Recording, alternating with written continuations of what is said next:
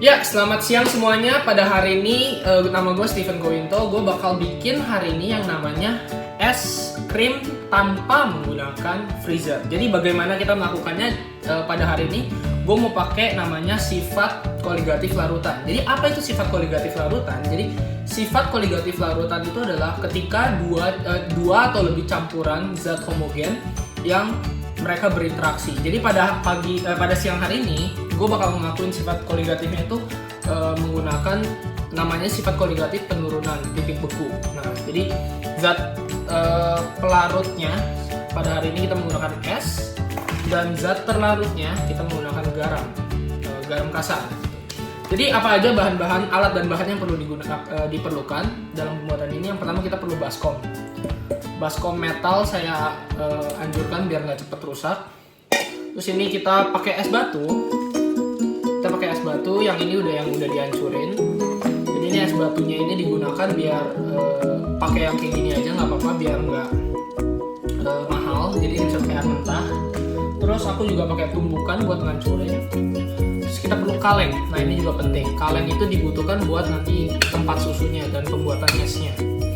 Lalu, ini susu diperlukan banget soalnya memang bahan dasarnya. Jadi ini saya pakai merek, saya udah sensor mereknya, tapi mungkin dari lambangnya udah ketahuan ya.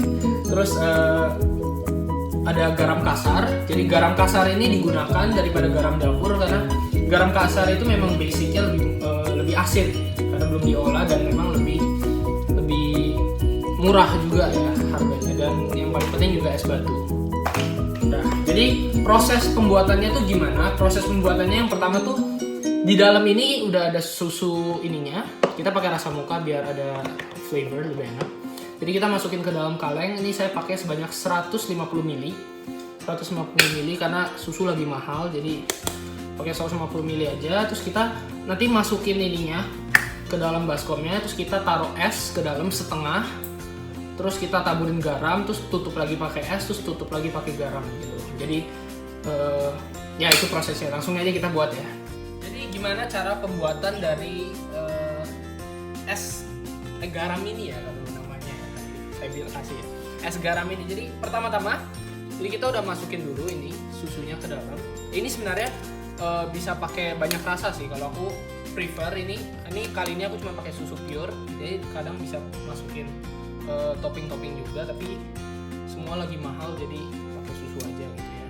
Masukin susu, taruh di tengah, susunya taruh di tengah. Habis itu kita masukin es. Nah, kita masukin es setengah dulu. Masukin es setengah. Esnya jangan dihancurin terlalu kecil soalnya nanti takutnya cepat meleleh. Habis itu masukin garamnya, garam kasarnya ke dalam setengah es ini. Jadi masukin garamnya.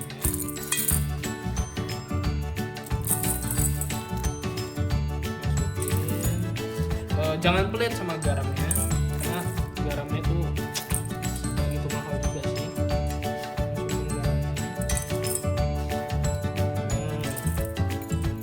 Terus tutup lagi pakai es.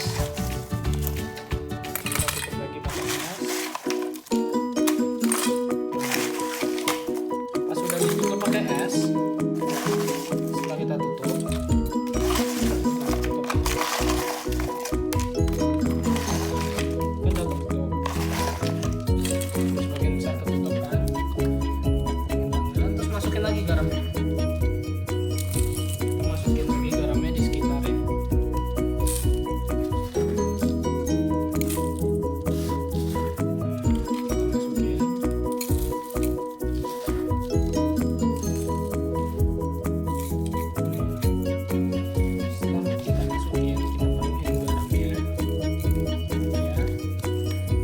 langkah yang paling penting itu adalah buat ngaduk. Kita putar kalengnya terus. Nah ini kita putar kalengnya memang bakal makan waktu benar-benar lama banget. Ini bakal ngambil waktu lama banget karena kurang lebih bisa 10 menit kali ya. Jadi kita bakal 10 menit putar kalengnya terus biar setiap sisi dari kaleng yang di dalamnya susu ini beku perlahan-lahan.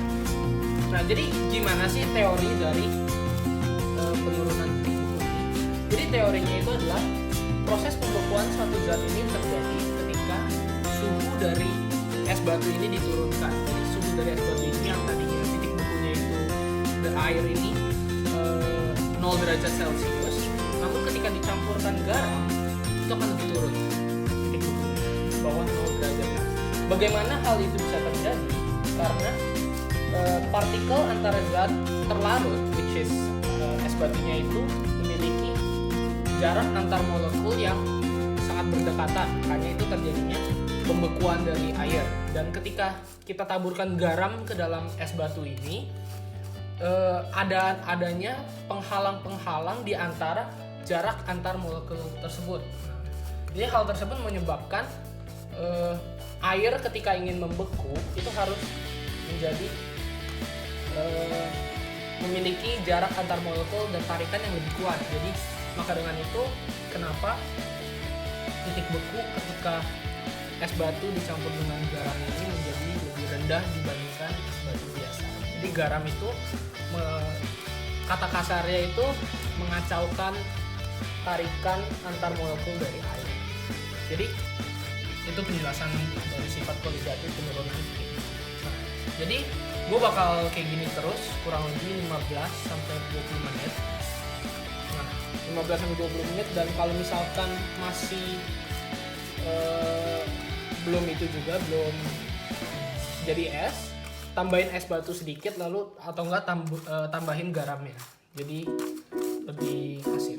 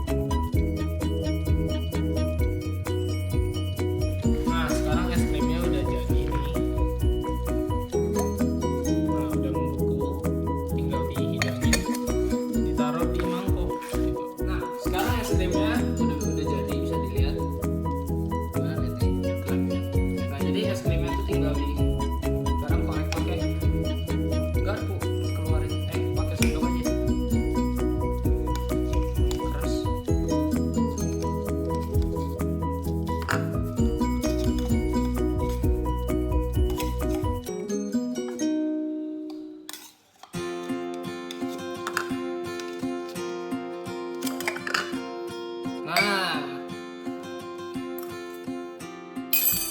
tapi es krimnya udah jadi. Thank you udah nonton video ini.